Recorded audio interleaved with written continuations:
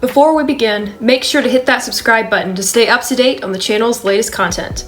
Now, The Bad Batch is meh, and here's why. One-dimensional characters. A few days ago, as my friend Jedi Knight 0583 and I were sharing our thoughts on The Bad Batch, she said, "It kind of feels like one of those trashy fanfics where the author makes up their own boring characters and inserts them into every major event." My biggest issue with The Bad Batch is The Bad Batch. Each team member is only defined by one or two traits that overwhelm their personalities and stunt their ability to grow as characters. Hunter is the dark and broody ringleader, Wrecker is the blissfully unaware jock, Tech is the stoic, computer-savvy hacker, Crosshair is the jerky, standoffish sniper, and Echo, well, I'll get to him later. Similar to The Mandalorian, when I watch The Bad Batch, I find myself trying to care about and invest myself in the characters. With the exception of Captain Hauser, Omega, and occasionally Hunter, most of the characters are incredibly cliché and unrelatable. For example, Admiral Rampart, the generic, unintimidating Agent Callus ripoff who resembles a Ken doll more than a Star Wars villain. Without driven and compelling main characters, the story falls flat. In fact, pretty much the only time the show manages to hold my attention is when it focuses on Omega and her interactions with the Bad Batch. Or when the writers decide to randomly plop a fan-favorite character into the spotlight. Which, incidentally, leads us into our next point. Too many cameos. Don't get me wrong, I love a good cameo once in a while, but the number of fan-favorite characters that the writers have managed to shoehorn in to only the first 13 episodes is a bit ridiculous. There's Caleb Doom, Depa Billaba, Saw Gerrera, Cut LaQuaine, Fennec Shan, Captain Rex, Cad Bane, Hera and Cham, and the Martez sisters. I'm surprised Mickey Mouse hasn't made a cameo appearance yet. Introducing fan-favorite characters into a new series is a good idea, if done tastefully, but many of these cameos come across as forced and make the galaxy feel like an incredibly small place. The inclusion of Caleb Doom and his master in the Order 66 sequence, for instance, was unnecessary and poorly carried out. By shoving his traumatic backstory into the first few minutes of the premiere for the sake of fan service, the creators scrapped Kanan's origin story as properly set up in the Kanan the Last Padawan comic. They might as well say, "Hey, we made another show too called Rebels, go check it out." As another example, the appearance of Trace and Rafa Martez in The Bad Batch left many people scratching their heads, and shaking them. No! No!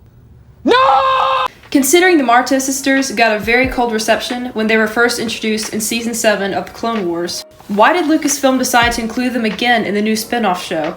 Choosing to involve Trace and Rafa, two of the cringiest, most hated characters in the franchise, seems to me like a weird move. Unless, of course, the creators of the show want the viewers to roll their eyes and click away. Granted, maybe the Bad Batch storyline and animation had already been created by the time Season 7 of the Clone Wars had aired. By that time, it probably would have been too late to make any major changes to the episodes. Maybe the inclusion of so many established characters is only fan service. Or maybe is an indication that the original characters are just underdeveloped and one-dimensional stereotypes. They are incapable of carrying the show on their own, so characters from other Star Wars series have to do it for them. Before roping in so many fan-favorite characters, it would greatly benefit the show to work on developing the main protagonists first. Bland storyline. To be brutally honest, the storyline of The Bad Batch is about as bland as unbuttered toast. But wait, you say, you can't judge The Bad Batch just based off its first season. You haven't given it enough time. What about the Clone Wars and Rebels? Their first seasons had lots of filler episodes too. That's true. Both Rebels and even the Clone Wars featured some boring, run-of-the-mill storylines.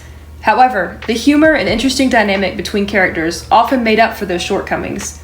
The Ghost Crew in Rebels, for example, kept me entertained to an extent, regardless of the boring side missions they went on. And in the Clone Wars, the huge variety of characters and moral dilemmas kept me intrigued, even in the stupidest of episodes. The Bad Batch, on the other hand, offers very few endearing characters, making it harder to tolerate the boring, repetitive plots. Most of the episodes seem to follow the same pattern. Random middleman, such as Sid, offers the Bad Batch a mysterious job. Hunter hesitates. Omega says, "Please." Hunter says, "Well, okay." Omega gets into trouble during the mission. Hunter rescues her. And then Crosshair shows up in a Wild West kind of showdown with the Batch, spits out his toothpick, and goes, "You guys are losers." Omega says, "Don't you remember our emotional talk in the brig?" Then you throw in some explosions, an obligatory "let's blow something up" line from Wrecker, in a cameo appearance from some random character who doesn't actually belong on the show, and voila, you have yourself a Bad Batch episode. A more meaningful way to enhance the plot, and thus improve the series as a whole, will be to show the Bad Batch searching for and helping clones affected by Order 66. By now, they know about the inhibitor chips and how to remove them, so why not put that knowledge to good use and help free some of their brothers from the clutches of the Empire? And if the creators are going to continue inserting random cameos into the show, then why not tie up loose ends with Cody, Wolf, and Gregor instead? As you can see, I've got a lot of thoughts about the Bad Batch, and I couldn't fit them all into just one video. So stay tuned for part 2, and hit that bell notification so you don't miss the second part when it drops. Thanks for watching, and I look forward to hearing your thoughts in the comments. Until next time, may the Force be with you, always.